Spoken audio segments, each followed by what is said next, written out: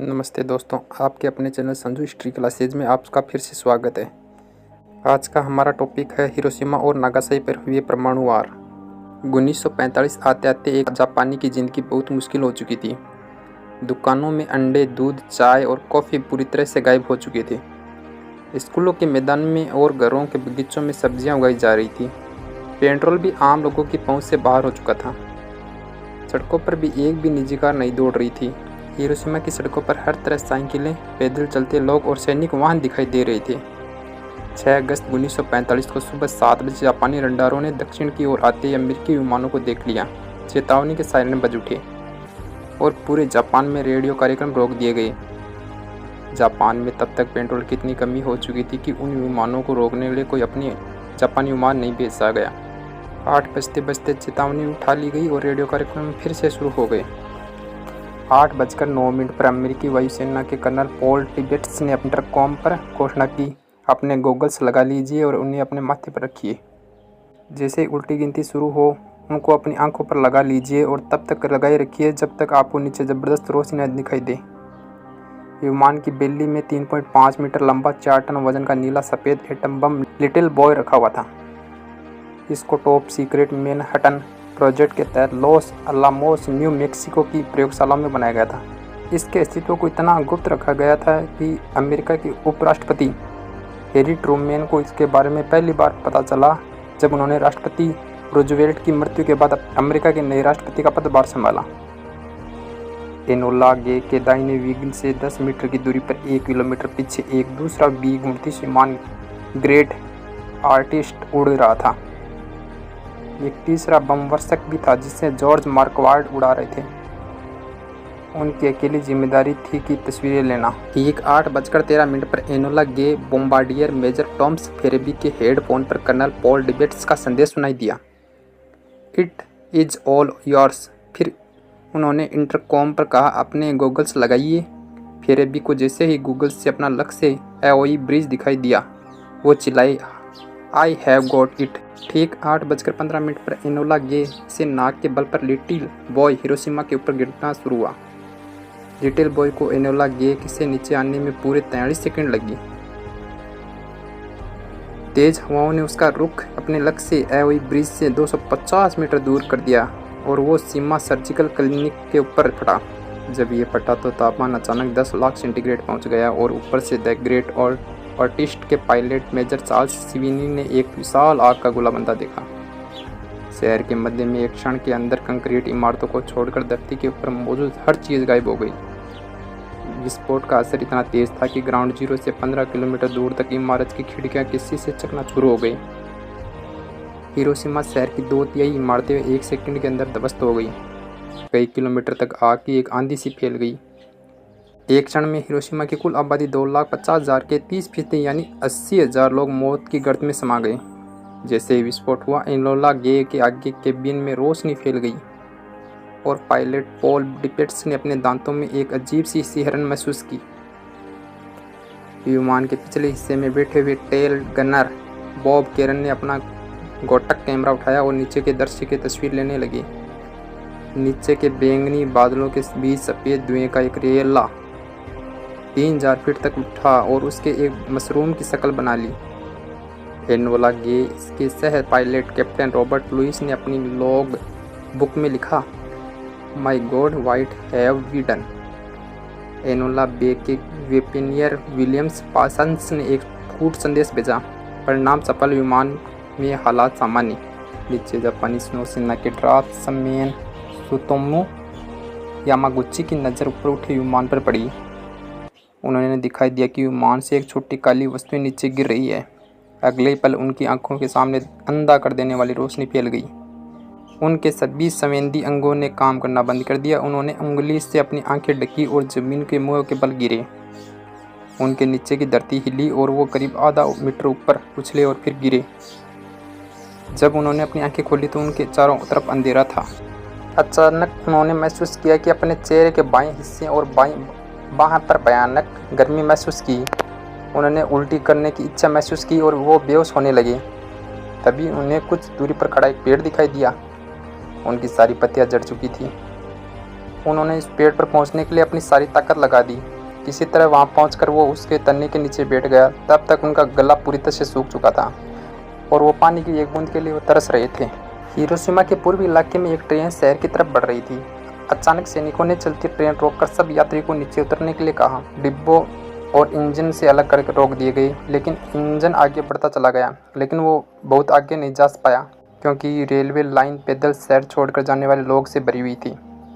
उनमें से कुछ लोगों की त्वचा उनके चेहरे से लटक आई थी और कुछ की बाहें इस तरह झूल रही थी कि जिस तरह दीवार का आधा फटा पोस्टर झूलता है। कुछ लोग बहुत धीरे धीरे चल रहे थे। उनके मुंह से सिर्फ आवाज़ निकल रही थी, पानी पानी। करीब 11 बजे एटम बम विस्फोट से पैदा हुए बादलों की वजह से हिरोशिमा में तेज़ी से बारिश होने लगी। ये काली बारिश थी जिसमें गंदगी, धूल और विस्फोट से उत्पन्न हुए रेडियोएक्टिव तत्व मौजूद थे। वास्तव में काले रंग से भी गहरी बारिश थी। कुछ ग्रीस की तरह दो दीवारों पर कपड़ों पर अमिट निशान छोड़ रही थी।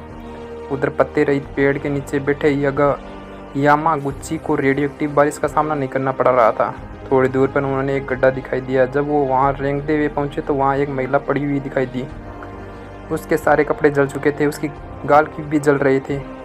उसने उठने की कोशिश की लेकिन गिर पड़ी। वो बगैर किसी संबोधित करते हुए बदबूदा रही थी। मदद करो, मदद करो। यामागुची को देखते हुए उसने बहुत धीमी आवाज़ से पूछा, क्या मैं मरने जा रही हूँ?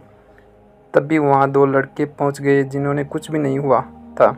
उन्होंने यामागुची से कहा, आप बुरी तरह से जल गए। यामागुची ने अपने चेहरे को धीरे से छुआ। उन्हें लगा कि उनके चेहरे से उनकी खाल उतरकर उनके हाथ में आ रही है।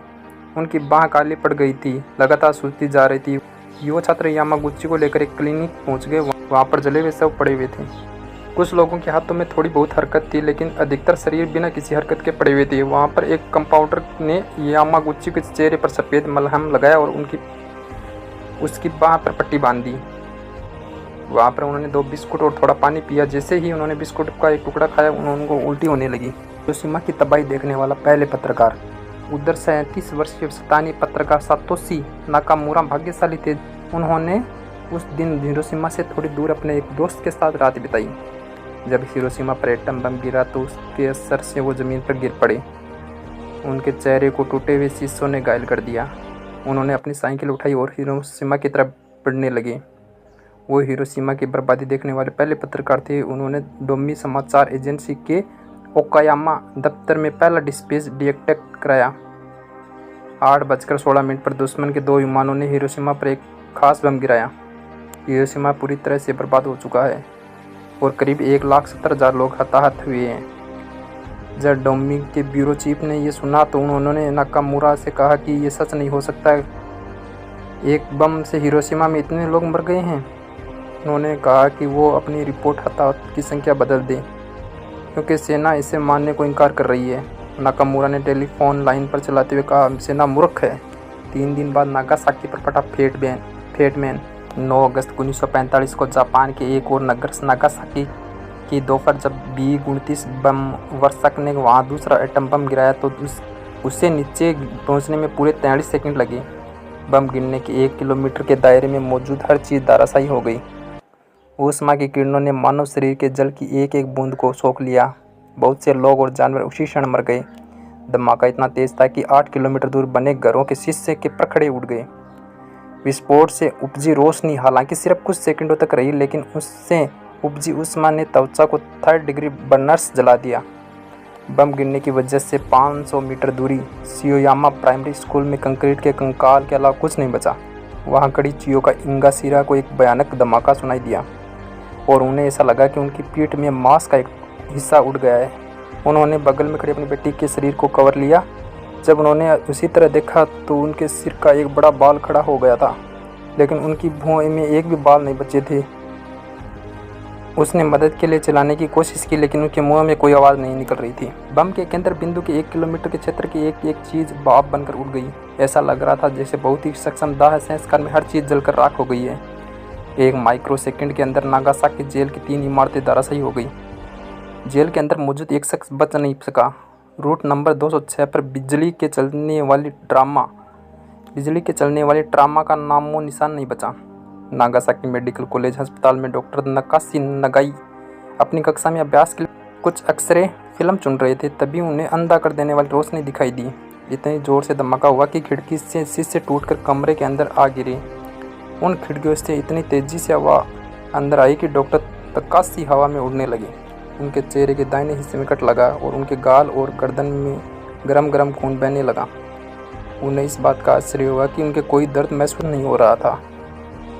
जहाँ बम गिरा वहाँ से 1.5 किलोमीटर की दूरी पर क्या हुआ वो देखते हैं। अस्पताल के बाहर कोई भी चीज़ पहचान में नहीं आ रही थी। वहाँ मौजूद सुन्नियों तो मित्ता के नीचे गिरे अपने दोस्त कामोता को उसके कंधों से उठाने की कोशिश की, लेकिन उनके हाथ में उनके कंधे का मांस आ गया और वो फिर नीचे गिर पड़े। ज़्यादातर मरने वाले या मरने लोगों के मुंह से झागदार खून निकल रहा था।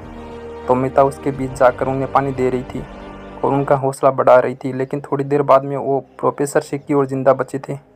चारों ओर भी करीब 20 लाख से बिछी हुई थी। जहाँ तक देखा आग की लपेटें उठती दिखाई दे रही थी। विस्फोट स्थल से करीब 1.5 किलोमीटर दूर एक टोरपीडो फैक्ट्री में मित्सुई तकिनोकी जमीन पर गिरी हुई बेहोश हो पड़ी थी। जब उन्होंने होश आया तो उनके चारों तरफ लोगों की चीख पुकार सुनाई दी। उनके ऊपर ढेर सारा मलबा गिरा पड़ा था। बहुत मशक्कत के बाद वो अपने दाहिने हाथ को आज़ाद करवा पाने में सफल हो पाई। उनके नीचे फर्श पर उन्हें कुछ नमी महसूस हुई। जब उन्होंने अपने सिर को छुआ तो उन्होंने पाया कि फर्श पर उनका खून फैला था और उनके बीच खड़ी थी। इस प्रकार 6 अगस्त 1945 के बाद जापान ने अमेरिका के सामने आत्मसमर्पण कर दिया। वीडियो अच्छा लगे तो लाइक, शेयर और सब्सक्राइब ज़रूर करें। डिस्क्रिप्शन में टेलीग्राम की लिंक है, उसको भी ज्वाइन करें।